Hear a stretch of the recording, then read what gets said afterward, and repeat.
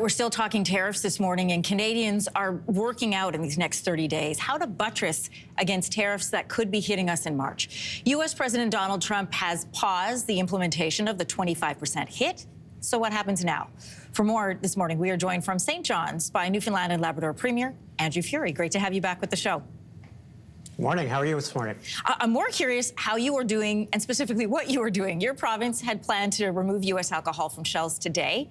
That move, I understand, you have reversed. But you are going to reveal a little later this morning, about an hour from now, details on how people in your province can buy local. Can you share a few of those with us now? I know it's early. Sure, absolutely. I mean, one of the things that we have noticed across Canada, from coast to coast to coast, is this moment in our history has really united people in the desire to buy local products, to look at where products are being made and where they're being manufactured, and if they can, to support their own provincial economy or certainly the national economy. So I have met with industrial leaders, community leaders, and union leaders at a round table.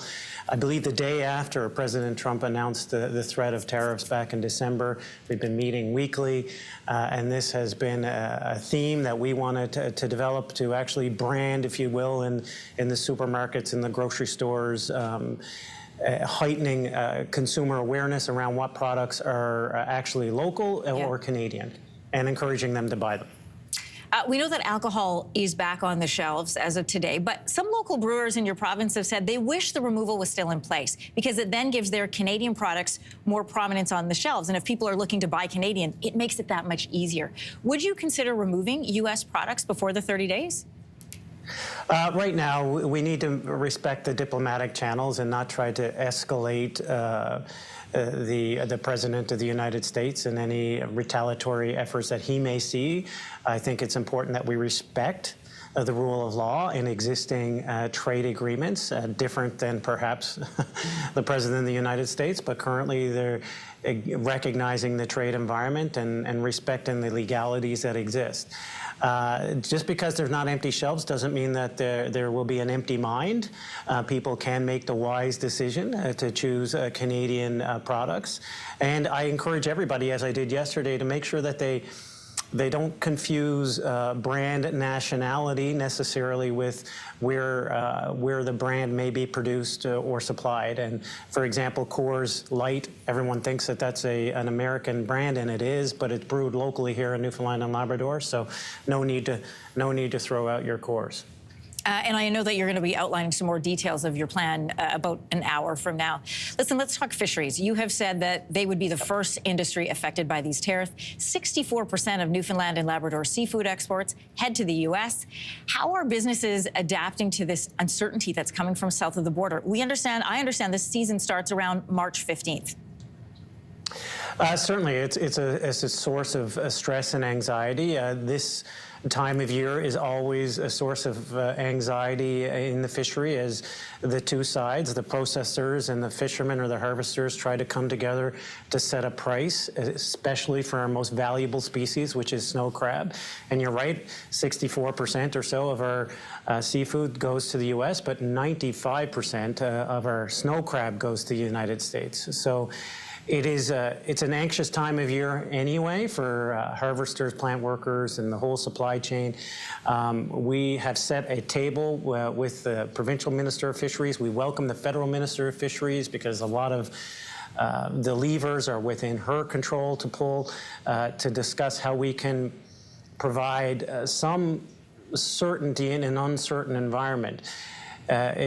We said we will be there for harvesters to support plant workers and fishermen as they go through this tough time, and hopefully these tariffs don't come into play and we won't have to do anything.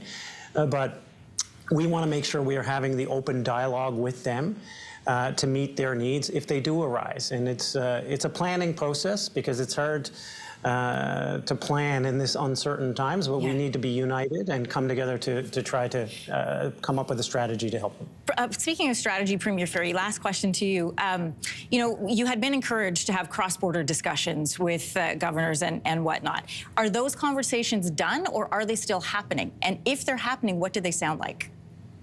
Oh, no, my goodness. They're still very much ongoing. I had communication with the governor of Massachusetts' office just yesterday morning. Our goal and objective in talking to the Eastern governors, for example, which is the obvious geographic connection for Newfoundland and Labrador and the maritime provinces, is to ensure that they understand the impacts it will have, not just on their economy, on the state economy, but how the impacts it will have on cost of living for their citizens. And I think that that's the message that will ultimately win the day.